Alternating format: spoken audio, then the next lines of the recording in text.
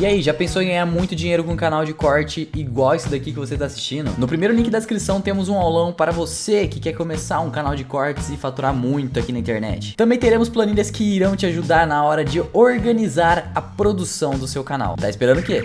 Gata. Mas antes da gente mudar de assunto, eu queria voltar um pouquinho no caso Evandro, que aí é uma curiosidade própria, mas eu imagino que muita gente deve ter a mesma. Porque eu não sei, aí acho que a gente podia pontuar a versão que se tinha até um certo ponto, a versão que se fechou essa história, que também é inconclusiva, né? Porque no fim, eu não assisti, mas parece que não sabemos onde está o Evandro. Então, eu não assisti por livre, espontânea falta de vontade mesmo. Porque quando me forçam demais, assim, descer pela garganta, eu não assisto. Eu não assisti mesmo, porque eu mais sofri essa pressão. Eu assisto tudo, gente. Eu assisti o João de Deus nas duas versões, a que saiu na Netflix, a que saiu no... Assisto sempre, mas essa foi uma série, por exemplo, que eu não assisti. Tá. Mas eu conheço muito bem, sei o que elas alegam ali, né? No caso, acho que agora só tá a Beatriz viva, a mãe dela não. Mas elas dizem o seguinte, que aquilo foi tudo um plano, né? Que aquele menino apareceu morto, elas não tinham nada a ver com aquilo.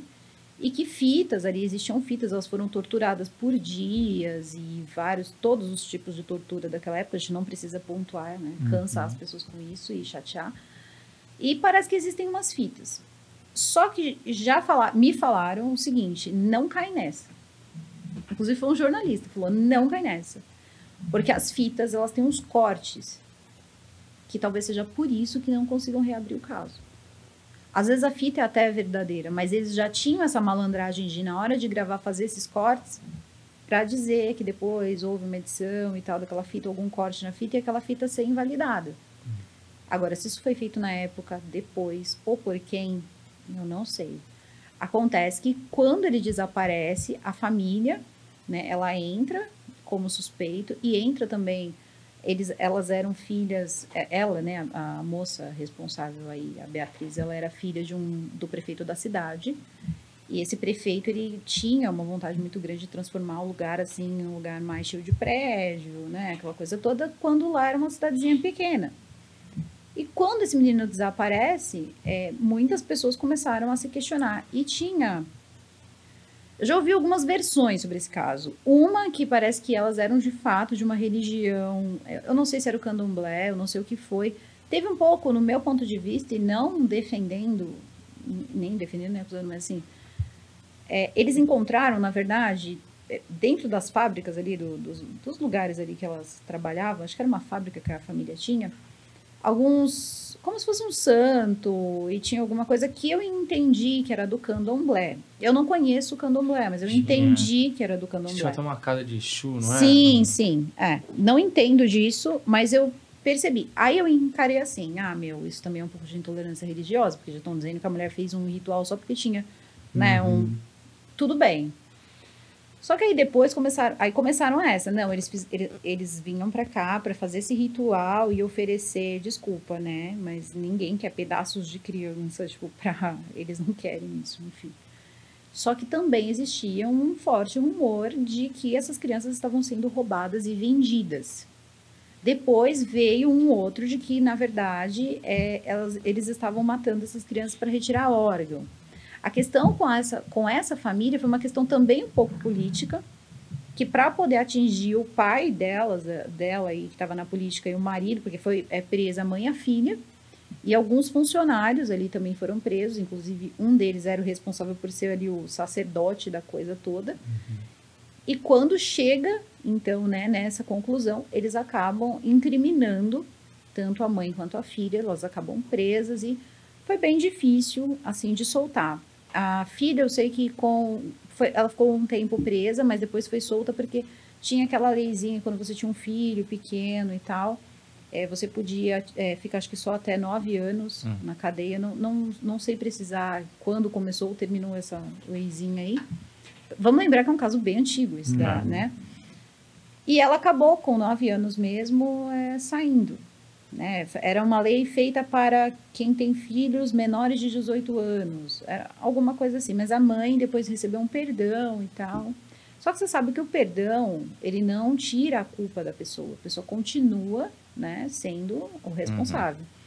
E é por isso que ela briga hoje. Porque, no fundo, parece até que ela adotou esse filho para poder ter direito a isso. Ela tem um filho adotado, né? E parece que, na época, o que se comentava era que essa criança foi adotada para que ela, né, pudesse ter direito.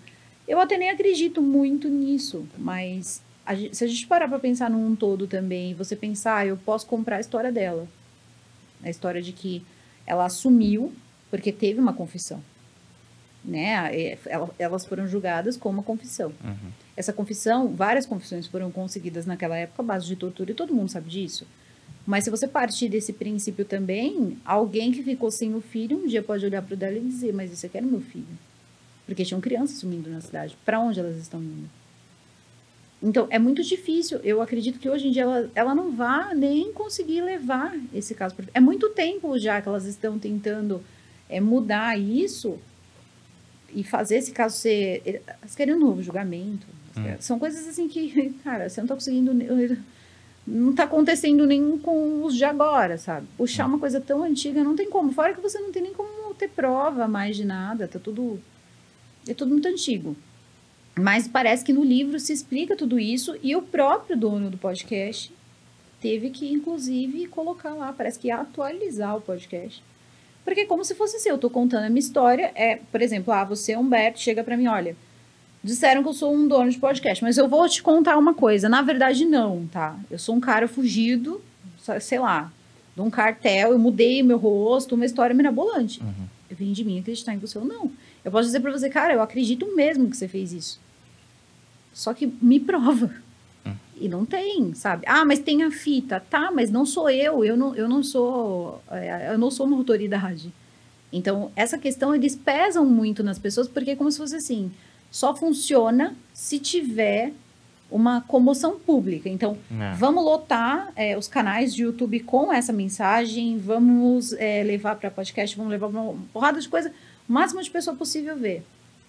E eu acho que tem casos assim, muito mais importantes, não diminuindo o sofrimento, mas que nem tiveram a oportunidade de serem julgados, como, por exemplo, do Lucas Terra. E esse é um caso difícil pra caramba, provavelmente não vai ser julgado. Todo mundo já ajudou a Marion Terra, porque foi, enfim, é uma história aí que qualquer dia aí a gente... Mas assim, as pessoas... Eu prefiro perder o meu tempo ali, do que de repente mais tarde a gente descobrir que tudo aquilo é mentira, porque você não é técnico. Ela não vai mandar pra mim a fita original, eu não tenho nem como saber se ela me mandou uma fita original ou não. Eu não sou uma autoridade, mais uma vez. Então, ela quer defender isso, eu acho válido. Aí, algumas pessoas, elas compram. Só que elas têm também condições de comprar, né? Teve aí um canal que tem pessoas grandes aí, grandes perfiladores criminais, pessoas que fazem várias investigações, psicólogos, forenses e tudo mais. Enfim, resumindo, disseram, não, devemos rever o caso Evandro, devemos rever. Se eles, com toda essa experiência, eles dizem, vamos rever, aí eles pegam a gente e quer que a gente engula a história, leia o livro, reproduza como uma verdade, porque quando você põe no YouTube, você reproduz como uma verdade, a galera compra essa ideia. Então, assim, eu não acho que foi justo o que foi feito, e eu também não acredito em provar a minha, seja lá, provar a minha verdade, ou provar que o que eu estou fazendo é bom, tentando destruir a reputação. Vou limpar minha reputação, custando a reputação de outras pessoas. E não se importaram. Para mim, já não mostrou uma índole bacana. Mas índole não é crime. Má índole não é crime. Então, eu acho que se ela, de fato, tem tantos elementos, tantas coisas, ela não precisa do YouTube, nem dos YouTubers. Ela precisa de um advogado. Que eu acho que seria muito mais lucrativo, muito mais fácil, daria mais resultado para ela. E, de repente, não correria o risco da série dela ficar ali para ser retirada, na verdade. Justamente por causa desses boatos.